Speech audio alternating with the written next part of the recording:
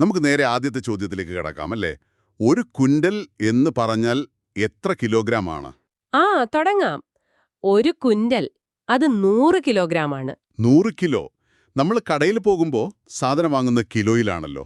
അതെ, സാധാരണ നമ്മൾ വാങ്ങുന്നത് കിലോഗ്രാമിലാണ്.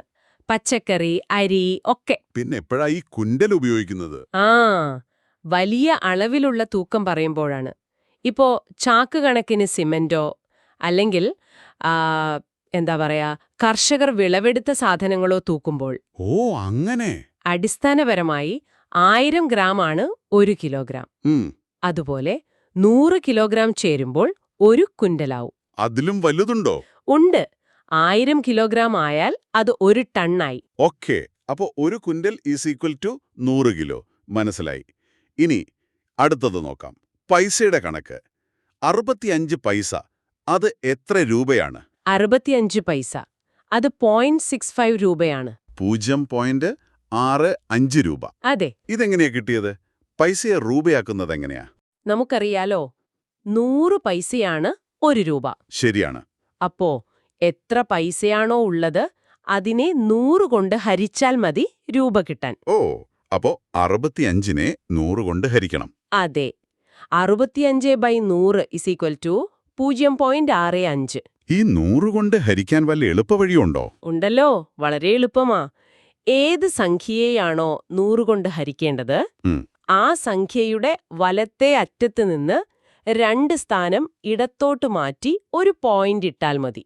ദശാംശം. ആഹാ. അപ്പോ 65 ആണെങ്കിൽ 2 സ്ഥാനം ഇടത്തോട്ട് മാറ്റുമ്പോൾ 0.65 ആവും. കറക്റ്റ്. പിന്നെ അതിനു മുമ്പ് ഒരു 0 ചേർത്ത് 0.65 എന്ന് എഴുതും. കൊള്ളാം. അപ്പോ 50 പൈസയാണെങ്കിൽ 0.50 രൂപ. 25 പൈസയാണെങ്കിൽ 0.25 രൂപ. സിമ്പിൾ. അതെ, വളരെ എളുപ്പമാണ്. ഇപ്പോൾ നമ്മൾ 2 കാര്യങ്ങൾ നോക്കി. ഒന്ന് തൂക്കം, പിന്നെ പൈസ. ഒരു കാര്യം പറയട്ടെ, ഇത് നമ്മൾ പ്രധാനമായും ഫോക്കസ് ചെയ്യുന്നത് ഉപജില്ലാ തലത്തിൽ ഗണിത ക്വിസ് മത്സരത്തിന് തയ്യാറെടുക്കുന്ന ലോവർ പ്രൈമറി ക്ലാസ്സുകളിലെ കൂട്ടുകാർക്ക് വേണ്ടിയാണ് കേട്ടോ. ശരിയാണ്. അവർക്ക് വേണ്ട അടിസ്ഥാന കാര്യങ്ങളാണിവ. നിങ്ങൾക്ക് കണക്കിലും മിടുക്കരാവണ്ടേ? അതിനുള്ള ചില ടിപ്സാണ് ഇത്. അപ്പോൾ അടുത്തതിലേക്ക് പോകാം. സ്ഥലത്തിന്റെ അളവ്. 1 ഹെക്ടർ. കേട്ടിട്ടുണ്ടോ? കേട്ടിട്ടുണ്ടാവും. കൃഷിസ്ഥലമൊക്കെ പറയുമ്പോൾ ഉപയോഗിക്കും. അതെ. അപ്പോ ഈ 1 ഹെക്ടർ എന്ന് പറഞ്ഞാൽ എത്ര ചതുരശ്ര മീറ്ററാണ്? 1 ഹെക്ടർ അത് 10,000 ചതുരശ്ര മീറ്ററാണ്. 10,000. 10,000മോ? അതെങ്ങനെയാ വരുന്നത്?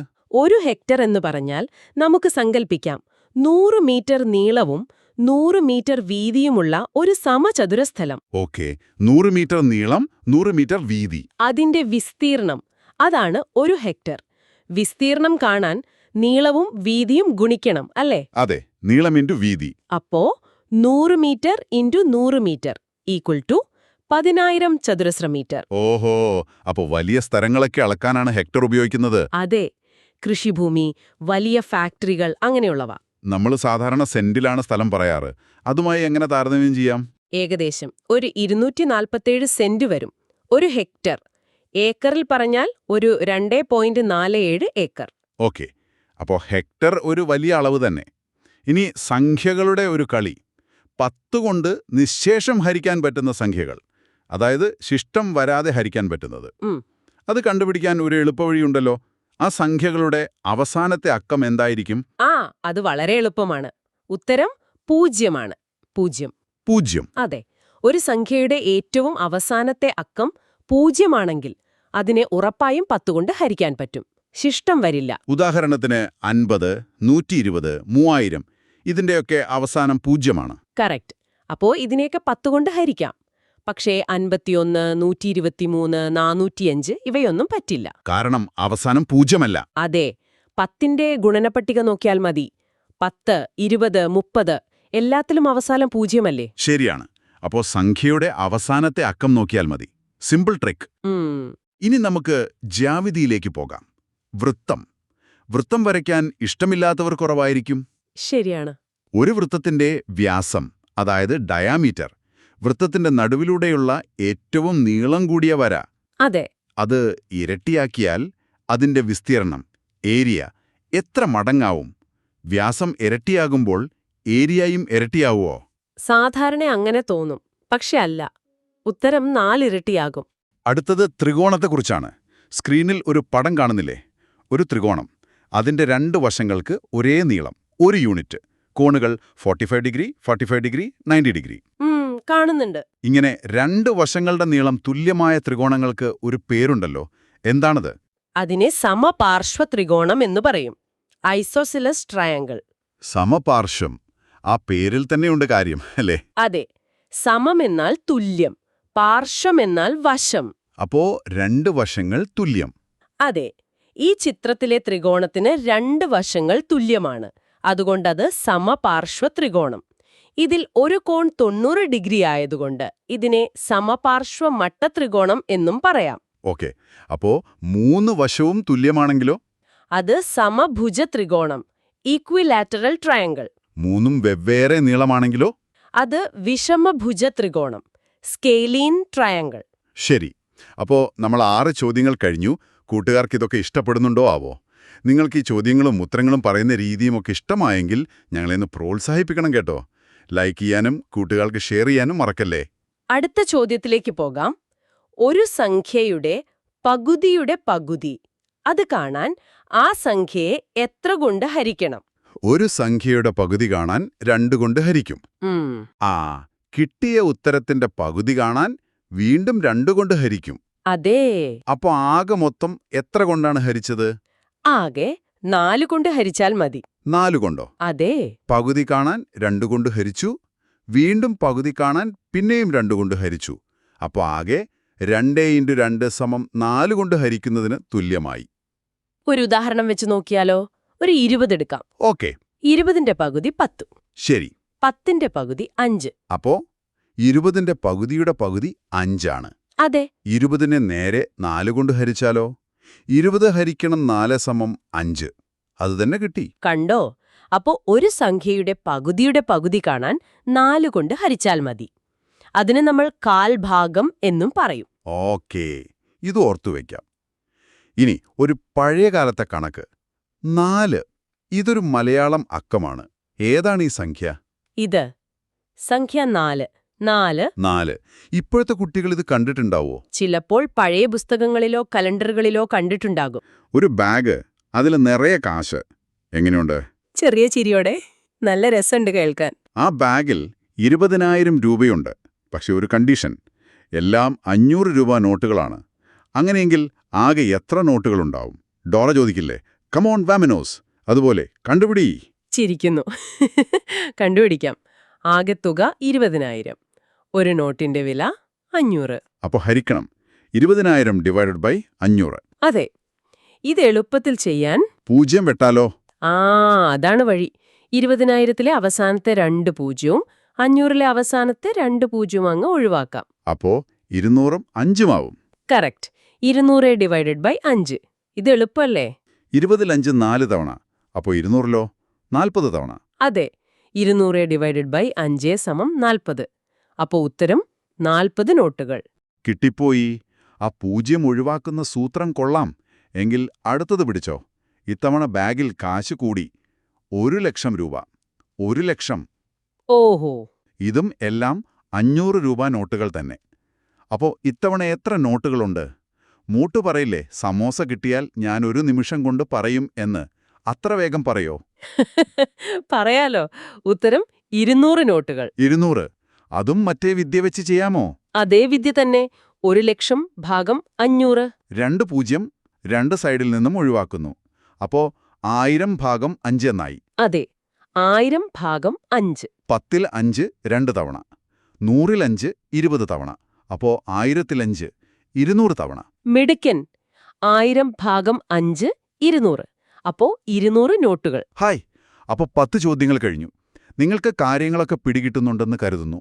ഉത്തരം ഓർക്കുന്നതിനേക്കാൾ എങ്ങനെ കിട്ടിയെന്ന് മനസ്സിലാക്കണം ചേട്ടോ. നിങ്ങൾക്കിത് ഉപകാരപ്പെട്ടെങ്കിൽ കൂട്ടുകാർക്കും കൂടെ ഇതൊന്ന് അയച്ചു കൊടുക്കണേ. പിന്നെ നിങ്ങളുടെ സംശയങ്ങളും അഭിപ്രായങ്ങളും താഴെ കമന്റ് ബോക്സിൽ എഴുതാൻ മടിക്കരുത്. തീർച്ചയായും. സംശയങ്ങൾ ചോദിച്ച് മനസ്സിലാക്കണം. അടുത്തതിലേക്ക് പോകാം. സമയം. ശരിയാണ്. സമയം പോകുന്നത് അറിയുന്നില്ല. 1 മിനിറ്റിൽ 60 സെക്കൻഡ് അല്ലേ? അതെ. അങ്ങനെയാണെങ്കിൽ 50 മിനിറ്റിൽ എത്ര സെക്കൻഡുകൾ ഉണ്ടാകും? 50 മിനിറ്റിൽ 50 × 60 3000 സെക്കൻഡുകളുണ്ടാകും. 3000. അതെങ്ങനെ ഗുണിച്ചു? 50 × 60. അതിനും എളുപ്പവഴിയുണ്ട്. 0-ൽ അവസാനിക്കുന്ന സംഖ്യകൾ ഗുണിക്കാൻ. ആദ്യം പൂജ്യങ്ങൾ മാറ്റിവെച്ച് സംഖ്യകൾ ഗുണിക്കുക. 5 × 6 30. ഓക്കെ, 30. ഇനി നമ്മൾ മാറ്റിവെച്ച പൂജ്യങ്ങൾ എത്രയെണ്ണമുണ്ടെന്ന് നോക്കുക. 50-ൽ 1, 60-ൽ 1. ആകെ 2 പൂജ്യങ്ങൾ. ശരി. ആ 2 പൂജ്യങ്ങളെ ഈ 30ന്റെ കൂടെ വലതുവശത്ത് ചേർത്താൽ മതി. അപ്പോ 3000. കൊള്ളാം. 5 × 6 30, പിന്നെ 2 പൂജ്യം, 3000. ഇത് നല്ല എളുപ്പവഴിയാണല്ലോ. അതുപോലെ 1 മണിക്കൂർ 60 മിനിറ്റ്, ഒരു ദിവസം 24 മണിക്കൂർ, ഇതൊക്കെ ഓർക്കണം. അതെ, അതൊക്കെ അടിസ്ഥാന കാര്യങ്ങളാണ്. അടുത്തത് സ്ഥാനവില. 42 ഒന്നുകളും 42 നൂറുകളും ചേർന്നാൽ കിട്ടുന്ന സംഖ്യ ഏതാണ്? 42 ഒന്നുകളും 42 നൂറുകളും. ഉത്തരം 4242. 4242. അതെങ്ങനെ വന്നു?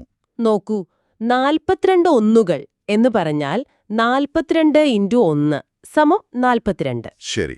42 നൂറുകളെന്ന് പറഞ്ഞാൽ 42 × 100 സമം 4200. 4200. ഇവ രണ്ടും ചേർന്ന സംഖ്യയാണ് ചോദിച്ചത്. അപ്പോൾ 4200 + 42. 4242. കിട്ടി. അതെ. സ്ഥാനവില വെച്ച് എഴുതി കൂട്ടിയാലും ഇത് തന്നെ. ഓക്കെ. ഇനി സ്ഥാനവിലയുടെ മറ്റൊരു ചോദ്യം.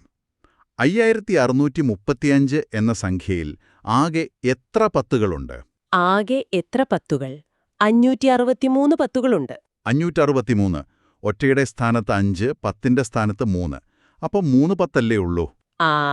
അവിടെയാണ് ഒരു കൺഫ്യൂഷൻ വരാൻ സാധ്യത. 10ന്റെ സ്ഥാനത്ത് 3 ആണെങ്കിലും 5635 എന്ന സംഖ്യയിൽ മൊത്തത്തിൽ എത്ര പത്തുകൾ അടങ്ങിയിട്ടുണ്ടെന്നാണ് ചോദ്യം. ഓ, മൊത്തത്തിൽ. അതെങ്ങനെ കണ്ടുപിടിക്കും? ആ സംഖ്യയെ 10 കൊണ്ട് ഹരിച്ചാൽ മതി. 5635 / 10. അപ്പോ 563.5 എന്ന് കിട്ടും. അതെ. അതിലെ പോയിന്റിന് മുൻപുള്ള പൂർണ്ണസംഖ്യ എടുക്കുക. 563. അതാണ് പത്തുകളുടെ ആകെ എണ്ണം. കൊള്ളാം. അപ്പോ 5635-ൽ എത്ര നൂറുകളുണ്ടെന്ന് ചോദിച്ചാലോ? 100 കൊണ്ട് ഹരിക്കണം. അതെ. 5635/100 സമം 56.35. അപ്പോ 56 നൂറുകൾ. എത്ര ആയിരങ്ങളുണ്ടെന്ന് ചോദിച്ചാല്? 1000 കൊണ്ട് ഹരിക്കണം. 5635/1000 സമം 5.635. അപ്പോ 5000. കറക്റ്റ്. വളരെ ക്ലിയറായി. ഇനി ഒരു സൂത്രചോദ്യം. ഏറ്റവും ചെറിയ 4 അക്ക സംഖ്യ, അതിൽ നിന്ന് ഏറ്റവും വലിയ 3 അക്ക സംഖ്യ കുറച്ചാൽ എന്ത് കിട്ടും? ഇത് നന്നായി ആലോചിച്ചാൽ ഉത്തരം പെട്ടെന്ന് കിട്ടും. ഉത്തരം 1. 1? എങ്ങനെ? ഏറ്റവും ചെറിയ 4 അക്ക സംഖ്യ ഏതാ? 1000. അതെ, 1000. ഏറ്റവും വലിയ 3 അക്ക സംഖ്യയോ? 999. 999. ഇവ രണ്ടും തമ്മിലുള്ള വ്യത്യാസമല്ലേ ചോദിച്ചത്? 1000 - 999. ഓ, തൊട്ടടുത്ത സംഖ്യകൾ. വ്യത്യാസം 1. ശരിയാണ്. പെട്ടെന്ന് കേട്ടപ്പോൾ വലിയ കണക്കാണെന്ന് തോന്നി. അതാണ് കണക്കിന്റെ ഒരു രസം. ഇനി വീണ്ടും ജാമിതി. ചുറ്റളവ് 24 സെന്റിമീറ്ററുള്ള ഒരു സമചതുരം, സ്ക്വയർ. അതിന്റെ ഒരു വശത്തിന്റെ നീളം എത്രയായിരിക്കും? ഒരു വശത്തിന് 6 സെന്റിമീറ്റർ നീളം കാണും. സമചതുരം എന്ന് പറഞ്ഞാൽ 4 വശവും തുല്യം. ചുറ്റളവെന്ന് പറഞ്ഞാൽ 4 വശവും കൂടുന്നത്. അത് 24 സെന്റിമീറ്റർ. അതെ. അപ്പോ ഒരു വശം കാണാൻ 4 വശവും തുല്യമായതുകൊണ്ട് ആകെ ചുറ്റളവിനെ 4 കൊണ്ട് ഹരിച്ചാൽ മതി. 24/4. 24/4. 6. അപ്പോ ഒരു വശം 6 സെന്റിമീറ്റർ. കറക്റ്റ്. 6 സെന്റിമീറ്റർ. അപ്പോ ഇതിന്റെ വിസ്തീർണം അഥവാ ഏരിയ കാണാൻ പറഞ്ഞാലോ? അതും എളുപ്പം. സമചതുരത്തിന്റെ ഏരിയ = വശം × വശം, അല്ലെങ്കിൽ വശം സ്ക്വയർ. അപ്പോ 6 × 6. അതെ. 6 സെന്റിമീറ്റർ × 6 സെന്റിമീറ്റർ = 36 ചതുരശ്ര centimetre. 36 square centimetre. Okay, clear. ഇനി സംഖ്യകളെ തരംതിരിക്കുന്നത് നോക്കാം. ഏറ്റവും ചെറിയ അഖണ്ഡസംഖ്യ, ഹോൾ നമ്പർ ഏതാണ്? എന്താണ് ഈ അഖണ്ഡസംഖ്യ? ഏറ്റവും ചെറിയ അഖണ്ഡസംഖ്യ 0 ആണ്. 0. 0. നമ്മൾ എണ്ണാൻ ഉപയോഗിക്കുന്ന സംഖ്യകളില്ലേ? 1, 2, 3 അങ്ങനെ പോകുന്നത്. അതിനെ എണ്ണൽ സംഖ്യകൾ അല്ലെങ്കിൽ നിസർഗസംഖ്യകൾ, നാച്ചുറൽ നമ്പേഴ്സ് എന്ന് പറയും. ഈ എണ്ണൽ സംഖ്യകളുടെ കൂടെ 0 കൂടി ചേർത്താൽ കിട്ടുന്ന ഗ്രൂപ്പാണ് അഖണ്ഡസംഖ്യകൾ, ഹോൾ നമ്പേഴ്സ്. അതായത് 0, 1, 2, 3. ഓക്കെ. അപ്പോൾ 0-ൽ തുടങ്ങുന്നത് കൊണ്ട് ഏറ്റവും ചെറുത് 0. അതെ. അപ്പോൾ അടുത്ത ചോദ്യം എന്തായിരിക്കും? ഏറ്റവും ചെറിയ നിസർഗസംഖ്യ ഏതാണ്? അത് തന്നെ. ഏറ്റവും ചെറിയ നിസർഗസംഖ്യ അല്ലെങ്കിൽ എണ്ണൽ സംഖ്യ 1 ആണ്. 1. കാരണം എണ്ണുന്നത് 1-ൽ നിന്നാണല്ലോ തുടങ്ങുന്നത്. അതെ. ശരി. അഖണ്ഡം 0-ൽ, നിസർഗം 1-ൽ. അതെ. ഓക്കെ. അടുത്തതൊരു വാക്കാണ്. സഹസ്രം. കേട്ടിട്ടുണ്ടോ? സഹസ്രനാമം എന്നൊക്കെ കേൾക്കും. കേട്ടിട്ടുണ്ട്. ഇത് ഏത് സംഖ്യയാണ്? സഹസ്രം എന്ന് പറഞ്ഞാൽ 1000 ആണ്. 1000. 1000. അതുപോലെ വേറെ വാക്കുകളുണ്ടോ? 100-നും 10,000-നും ഒക്കെ? ഉണ്ട്. 100-ന് ശതം എന്ന് പറയും. 10,000-ന് അയുധം എന്നും പറയും. ശതം, സഹസ്രം, അയുധം. കൊള്ളാം. ഇനി കണക്കിലെ ഒരു സൂപ്പർ സ്റ്റാർ 0. ഇത് കണ്ടുപിടിച്ചത് ഏത് രാജ്യക്കാരാണ്? അത് നമ്മൾ ഇന്ത്യക്കാരാണ്. അഭിമാനിക്കാമല്ലേ? തീർച്ചയായും. ഗണിതശാസ്ത്രത്തിന് ഇന്ത്യ നൽകിയ ഏറ്റവും വലിയ സംഭാവനകളിൽ ഒന്നാണ് 0 എന്ന ആശയം. ഇത് എങ്ങനെയാ ലോകം മുഴുവനെത്തിയത്? അത് പ്രധാനമായും അറബ് പണ്ഡിതന്മാർ വഴിയാണ്. അവർ ഇന്ത്യയിൽ നിന്ന് ഈ ആശയം പഠിക്കുകയും അത് പടിഞ്ഞാറൻ രാജ്യങ്ങളിലേക്ക്, യൂറോപ്പിലേക്കൊക്കെ പ്രചരിപ്പിക്കുകയും ചെയ്തു. ഓഹോ. അതുകൊണ്ടാണ് നമ്മൾ ഇന്ന് ഉപയോഗിക്കുന്ന 0, 1, 2, 3 ഈ അക്കങ്ങളെ ഹിന്ദു അറബിക് അക്കങ്ങൾ എന്ന് പറയുന്നത്. അത് കൊള്ളാം. അപ്പോൾ 0-ന്റെ ക്രെഡിറ്റ് ഇന്ത്യക്ക്. ഇനി ഇന്ത്യയിലെ ദേശീയ ഗണിതശാസ്ത്ര വർഷമായി ആചരിച്ച ഒരു വർഷമുണ്ടല്ലോ. ഏതാണത്? അത് 2012 ആണ്. 2012. എന്തായിരുന്നു പ്രത്യേകത? നമ്മുടെ എല്ലാം അഭിമാനമായ ഗണിതശാസ്ത്രജ്ഞൻ ശ്രീനിവാസ രാമാനുജന്റെ 125ാം ജന്മവാർഷികമായിരുന്നു ആ വർഷം. രാമാനുജൻ. അതെ. അതിനോടനുബന്ധിച്ചാണ് 2012 ദേശീയ ഗണിതശാസ്ത്ര വർഷമായി ആചരിച്ചത്. അദ്ദേഹത്തിന്റെ ജന്മദിനമായ ഡിസംബർ 22 നമ്മൾ ദേശീയ ഗണിതശാസ്ത്ര ദിനമായും ആചരിക്കുന്നു. ഡിസംബർ 22. ഓർത്തുവയ്ക്കാം. അപ്പോൾ അടുത്ത ചോദ്യം രാമാനുജനെക്കുറിച്ച് തന്നെ ആവണം. അദ്ദേഹം ജനിച്ചത് എപ്പോഴാണ്? അതെ.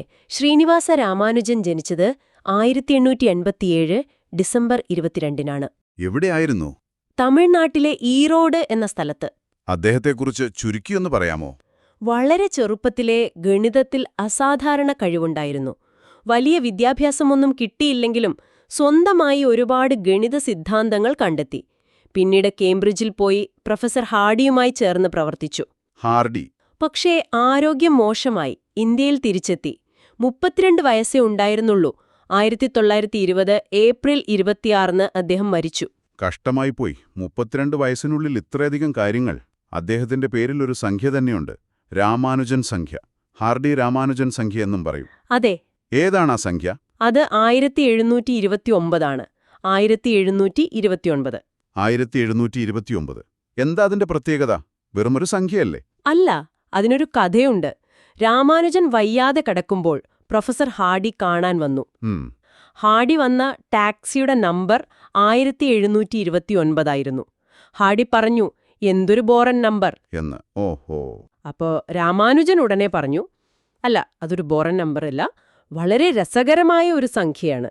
2 വ്യത്യസ്ത രീതിയിൽ 2 സംഖ്യകളുടെ ക്യൂബുകളുടെ തുകയായി എഴുതാൻ പറ്റുന്ന ഏറ്റവും ചെറിയ സംഖ്യയാണത്.